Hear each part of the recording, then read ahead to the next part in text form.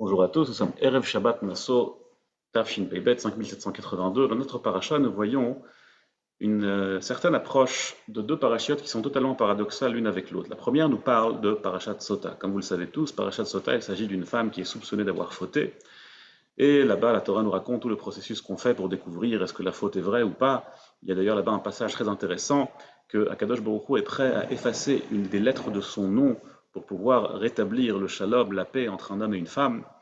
Et juste après cette paracha qui nous parle d'une personne qui est soupçonnée de la pire des fautes, on parle de parachat Nazir. Nazir, c'est celui qui est complètement détaché des plaisirs de ce monde et qui s'interdit même des choses qui sont autorisées par la Torah. Il ne doit pas boire du vin, il ne peut pas se couper les cheveux, et ainsi tout un tas de halachot qu'il se garde pour pouvoir s'approcher d'Akadosh Baruch Hu. Donc on parle vraiment de deux extrêmes complètement différentes.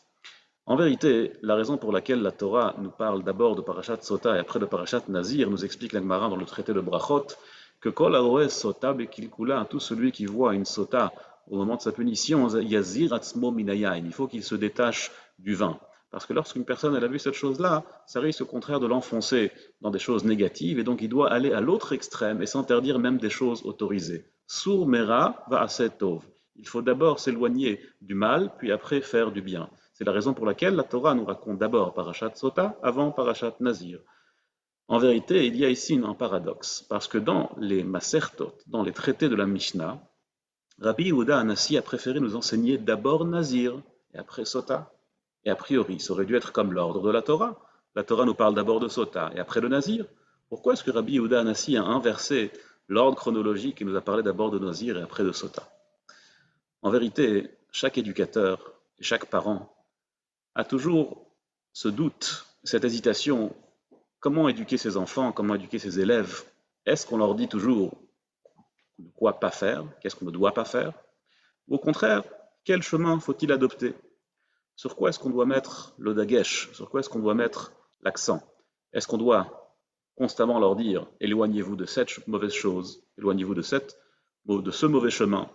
Ou au contraire, toujours dans le positif, allez dans ce chemin, faites ces choses, faites ces actions.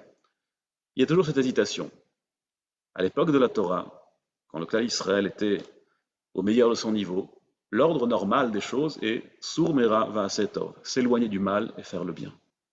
Rabbi Yehuda Hanassi, qui était après la destruction des deux temples, qui a vu comment le clan Israël a malheureusement baissé de niveau, il a vu la destruction du premier temple sur les pires choses, Gilou Yarayot, Shfichut Damim et Avodah Zarah, sur l'idolâtrie, sur la débauche et sur les meurtres. Il a vu le deuxième Beit HaMikdash, le deuxième temple qui a été détruit par Sinat Chinam, par la haine gratuite. Quand il a vu le niveau vers lequel le clan Israël a baissé, alors il a compris qu'on doit peut-être inverser les rôles, on doit peut-être inverser l'ordre. D'abord à Setov et après seulement Sur Mera. D'abord dans le positif. Qu'est-ce qu'il faut faire? Les mitzvot, la Gdusha, et rien qu'après, on va s'éloigner du mal. Parce que si constamment on s'éloigne du mal sans faire le bien, peut-être qu'on n'arrivera jamais à faire le bien, tellement malheureusement notre niveau est bas. Donc d'abord à Setov et après Sur Mera. Et dans Hachem qu'on puisse faire les deux, qu'on puisse s'éloigner du mal et faire le bien toute notre vie. Kol Tuv et Shabbat Shalom.